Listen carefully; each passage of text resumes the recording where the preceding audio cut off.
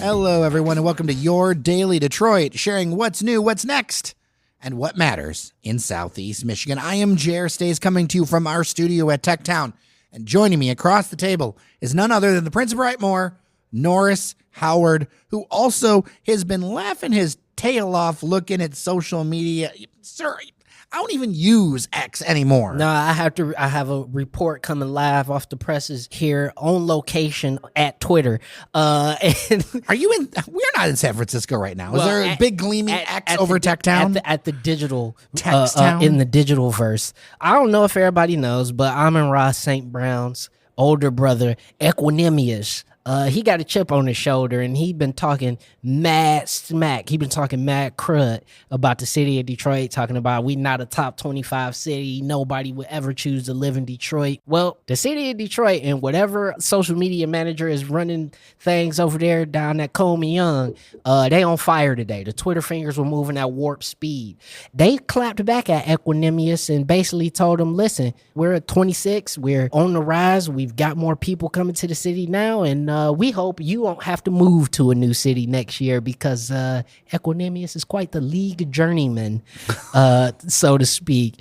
Let me just say the replies and the responses. What are a couple of your favorites? I approve of my tax dollars being spent this way. What was another one was this is a 10-8 round to the 313. And one of my favorites is being ratioed by a city is nasty work. So that's I just want to say to the city of Detroit Twitter account and whoever is running things over there, you doing a great job and keep it up defending our city. And we are calling it Twitter. I'm never calling it X, bro. The site formerly known as Twitter. I'm never doing that. It's Twitter. No AP style. I don't care whatever Elon calls it. I don't care. There was a great video by Hank Green about that. Yeah. Saying that Twitter is a community. And it's kind of like, well, you can't just rename something. Everybody's going to call it what they want to call it. Well, we did it in Midtown. And with that, we're going to talk about our first story, which is Detroit's Riverfront Towers. The Free Press is talking about a Morningstar report that the towers built, I think one set in the 80s, one set in the 90s. They are in some financial trouble despite being 89% full and having basically market rate rents. This set of towers is interesting because for a long time, it was kind of one of the premier addresses in Detroit, whether it was Rosa Parks, Aretha Franklin, anyone else. There was a time in the city, and I was around for this, where being more secluded was the goal. So if you're going to live in the city, you want kind of like your own little tower in the sky with your own marina and your own grocery store and your own little area here. And these 550 units, some of which are condos, some of which are rental units, provided that. It's clear that they still have rentals to this day, so they're not necessarily, this is not a situation like we talked about earlier this week with the Rensen and 20% or something crazy like that. Norris, what say you? Because we don't know. Is it a management issue? Is it costs going out of line? Is it like there's a few things to think about here. The first thing I think about, though, and I don't mean this is shade to anyone I know who lives over there, because I know people who live over there. The place, it looks like it's from the 80s or the 90s. Yeah, it does. It's got a very sort of cyberpunkish vibe when you drive over there into the compound. There's even its own ramp. Yeah, it looks like where the OCP from RoboCop should be headquartered. But the thing is that I think that's the big question mark here is that when you got almost 90% occupancy, listen, you're almost never going to have 100% occupancy anywhere. There's always going to be vacant units in many places. That happens. You shouldn't be going delinquent. Right? But you shouldn't be going delinquent. You talked about market rate. One bedrooms are going for $1,300 at this compound. That is about normal. That's not crazy. Where I think the gap is in the 2-bedroom units. They're doing 2 bedrooms for $1,700. That's according to the Free Press report, which we will link to. Their website says call for pricing. They have a whole variety of different sizes. Yeah, they have something like 14 different floor plans or something like that. The thing is, $1,700 for a 2-bedroom is cheap. It's mad cheap compared to, let's say, a 2-bedroom just half a mile north in Corktown proper. In the luxury segment, and that's what they build themselves as, is luxury. I'm not sure. I don't even want to say in the luxury segment. I'm just going for what they build themselves as. I'm honoring their own self-declared. I'm talking about anywhere south of I-94 for a 2-bedroom paying $1,700 is kind of a steal. You're not looking at a lot of builds, even that are around the same age of this building. Finding it for $1,700 is going to be tough. You're going to be paying in many buildings $2,000 and up for a 2-bedroom. I think of a building like City Club. It's something different now, but on Washington Boulevard, that giant concrete monstrosity used to be Trolley Plaza. Kind of looks like Khrushchev built the building in Detroit. Yes. One of the more recognizable buildings downtown. And 2 bedrooms in that building are like $2,100. Well, I want to ask you this because shall we reveal? I mean, yeah, man, I'm back downtown living life. Exactly, because I've had listeners wonder what the big reveal is, and the reveal is, I'm Norris, back in the city. You're back. I'm back in the city, man. We back 100%, man. And here's the thing, though, is that I almost lived in the Riverfront Towers. That was on my short list. And the reason I didn't pick it is because it was a little bit too isolated from the rest of downtown. I wanted a little bit more walkability. In my visit, I went a couple times in my site visit, and I also have extended family that lived there. So that's what you're talking about, because you've been looking for apartments for a minute. Yeah, and I got extended family that have lived there for quite a while. So I've been there many, many, many times. And it's always been, as you said, almost like an idealistic place. Like, it still very much so looks like, this is, if we had a Wall Street in Detroit, this is where the brokers would live. It's built that way. You know what I'm saying? But I didn't pick it because it felt too isolated, and the reviews kept saying that there were maintenance issues. And I'm not trying to down, this compound. It is huge. It's clearly a massive undertaking to keep maintenance on this compound. But to your point, it just seems like with that much occupancy, you shouldn't be missing payments on the mortgage. So it's really confusing why this is happening. There's really not a great explanation or any explanation whatsoever.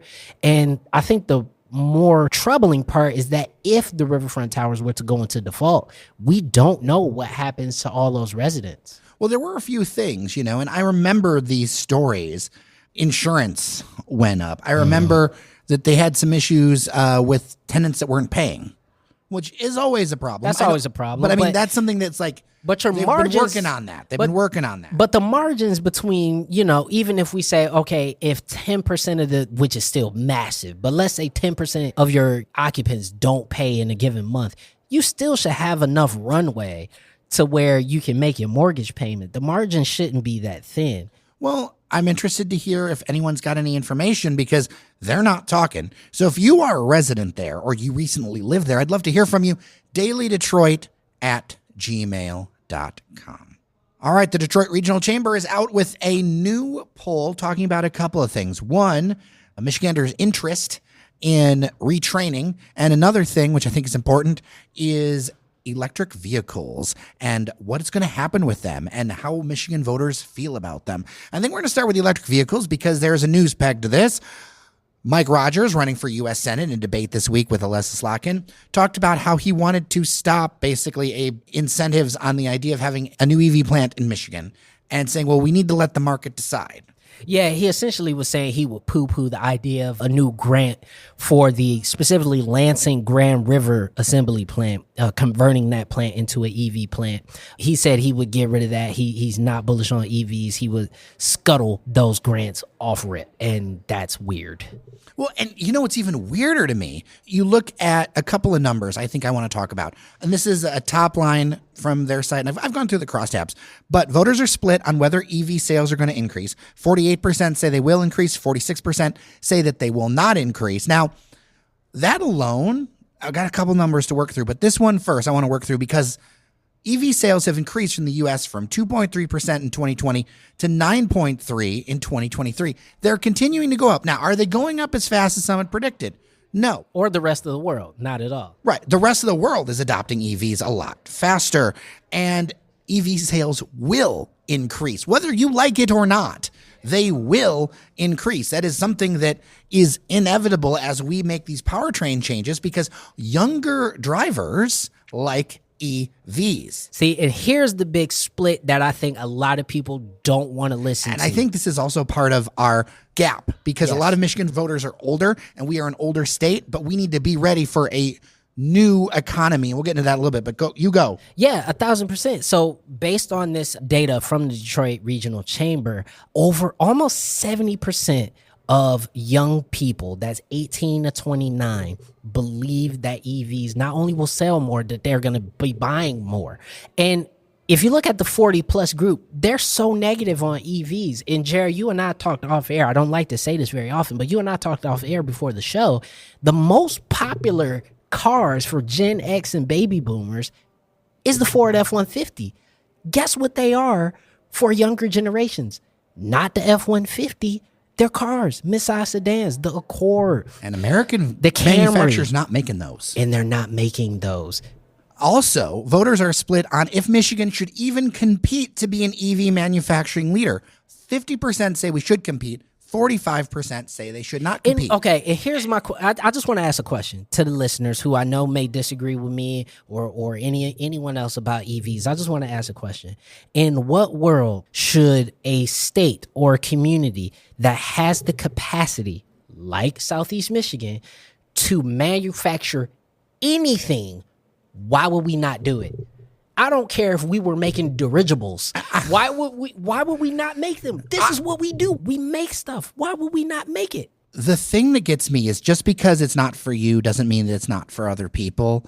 And we will lose the auto industry to the West Coast and to China if we don't do something. I do not like to be as declarative. I'm known as an even-tempered fellow. No, Both it's sides. a will though. We will lose it because we are losing software jobs. We are losing manufacturing jobs. It takes less people to make EVs. This should be a red alert, and voters need to understand. I mean, look, I hate to say that. I don't want to, I know it can feel like I'm talking down, but the facts do not align with the reality. It's kind of like immigration policy where it's like voters both say that we should have a way for people to become immigrants legally, but also deport them. Right? This is not a logical thing. Reality is that EVs will increase. It may not increase as fast as predicted, but they will increase, and somebody is going to make them. Yep. And it's either going to be Ford and GM, or it's going to be someone else. And right now, or it's going to be BYD and Geely. That's the thing. And a mix of some others. And some other automakers. My issue with this is that people have, like Mike Rogers, have politicized a good, and that is silly. Honestly, shouldn't even be political. It shouldn't be political. This is a fact. I'm so tired of this. The misinformation, whether it's this, whether it's climate, you name it. I'm very frustrated in the last few weeks. Because weather isn't political. There are people. Do you see Florida right now? I have friends that are in Sarasota that are literally not there, sheltering, not good. No, let's be reality, y'all. 2 century-level storms have hit the U.S. in the past 2 weeks. This is not normal, okay? It's the new normal, but it's not normal. And that's what I'm trying to explain in terms of what we're talking about. We got to get it out of this don't believe your lying eyes situation. No, your senses are not lying to you. You are seeing unprecedented climate events. And now we have a product that can help mitigate some of that change. Not going to solve it. It's not a silver bullet. I said mitigate because we really wanted to solve a massive climate crisis. We would have to all stop eating hamburgers. Nobody's going to stop doing that. My thing is that we in Michigan make things. We are a city and a community of crafters. Why would we cut off our nose to spite our face just because we don't particularly care for the EV people? That's silly. I remember getting punchkis a few years ago in line in Hamtramck and having a conversation with people who were so vehemently against EVs. They'd never driven one. But it was just the whole idea of change. And here's the thing. In this age of misinformation, because the reason why misinformation spreads, there's honestly not a lot that a lot of journalists can do, because misinformation spreads because people want to believe it. And in times of trouble, when people are scared, and Michiganders are scared, okay? You got a large people, they're scared of solar, they're scared of changes in powertrain, they're scared of, their gas stations not being as necessary. They're scared of change. When you're dealing with the weather systems, they are scared. Okay, when people are in times of trouble, they cling to misinformation. They go into their silos. They go into silos. They grab onto this because it's about defense. And the thing is this world is changing really fast. But and I understand that, but we've got to embrace an amount of truthiness out here. Look, I know none of these are silver bullet solutions, but we manufacture the world. Even if you don't ever want to drive an EV, if somebody wants to buy the EV, why the hell do you not want to build it for them? And why would you not want Detroit or Metro Detroit or Michigan to be leaders in that? Why would you not want this? Again, it's not it's coming. It's not a silver bullet, but people are looking at the big three. They're looking at Detroit to say, here's the thing. Here is the thing. You want to revive the auto industry? Here's the thing. Here it is right here. We have it. It is there for you. And we have half of our state who simply will not believe that it's the thing. Well, another stat that blew my mind, more than half, 54% of non-college educated Michigan voters are not willing to go back to school for a job. Now, their caveat was $64K. That was their level there for $64,000. Okay. But they're not willing to go back to school So for a variety of reasons. And that just... because we don't have very high college level attainment. Like so here's something crazy when we're talking about this podcast. We know the data, right? The super majority of our audience either has bachelor's degrees, master's degrees, or doctorates. Almost all of our audience does, just being very honest with you. And still only 33% of the nation has post-secondary education. Less in Michigan. And less okay? in Michigan. Less in Michigan. If we're not willing to train up, you have to want better for yourself. This defeatist attitude. Here's a lesson I learned. I will let you land. I'm sorry. But I feel passionate about this. I used to work for the Detroit Regional News Hub years ago, if you remember that. I do. And I worked as a concierge. I was working with, international journalists. I was doing all kinds of things. I used to think that it was the rest of the world against Detroit. I used to think everybody hated Detroit. And well, I guess, Amon-Ra St. Brown's brother does. But what I learned in 2.5, 3 years of that work was that we neg ourselves harder than anyone outside does. And when I talk to people, you look at the Cranes homecoming event that was recently, you look at a startup summit that was happening. People want to invest here. People want to do things here. We need to get up and stand up and walk tall and take what should be ours and step into our power. And it's so frustrating as a lifelong Detroiter, as somebody who born in Hutzel Hospital. This is the place that I love. And I'm talking to people saying that I can't. And here's the thing. If you believe you can, you believe you can't, you are right. And I am somebody who believes that we can. I believe we can as well. But I think on this particular issue, in terms of returning to education, I think the answer is a bit more nuanced than something as simple as EVs. When we're talking about people going back to get more education, there's a lot of factors that go into that. The cost of said education is a big one. And that is a blind spot of some of these studies, for sure. And that's sort of where I bristled at that question. Because I think if you were able to offer education specific to the job that somebody wants and could subsidize said education, I think more people would do it. But the information to obtain that level of education or certificates or whatever you need is not as readily out there as people would think. So that's part of what our job is as the news people and as well as these programs. But on top of that also, we do not facilitate the ability for people in their 30s and 40s to be able to go and get those post-secondary degrees or certificates or whatever, because we've already made it devastatingly expensive for them to have any free time. And let me build on that. Because this is something where I will disagree with some of the stuff. I was at the Mackinac Policy Conference. I'll disagree with one of the panels they had. They had a panel with the head of the University of Michigan and a few others, and they were talking about the importance of a degree and all that stuff. And you're absolutely right. You get a degree from U of M. That's a very important thing. It's a very useful and powerful thing. But here is the deal. Most people don't get that. A lot of people in my age group are saddled with school debt that they cannot think about.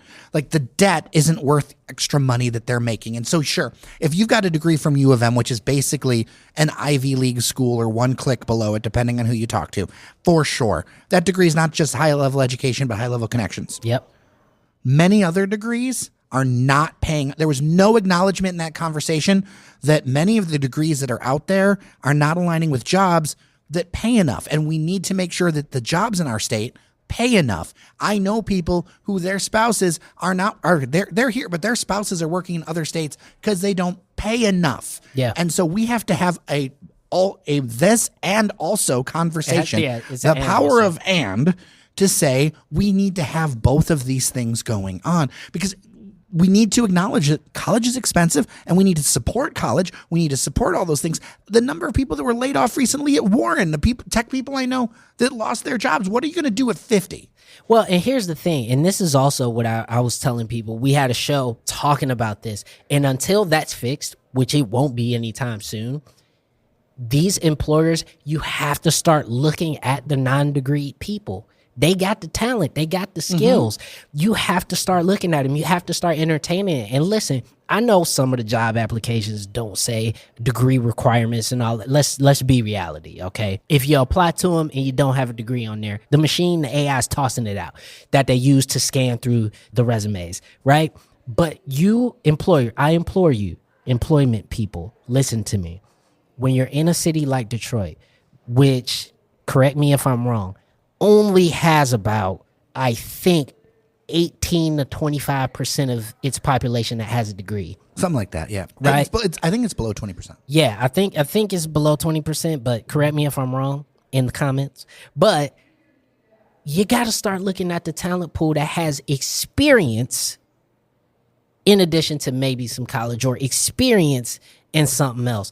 Because if not, what you're going to be finding is you're going to have a tough time trying to get people to move from California or Washington or DC or New York or Atlanta to Michigan. Your talent pool is going to be significantly lower unless you take a chance on some of these folks, because the education system ain't changing anytime soon. Well, we actually do have some great educational institutions here. We do. But they ain't changing. We need to open up doors, but we also need to open up apprenticeships. Yes.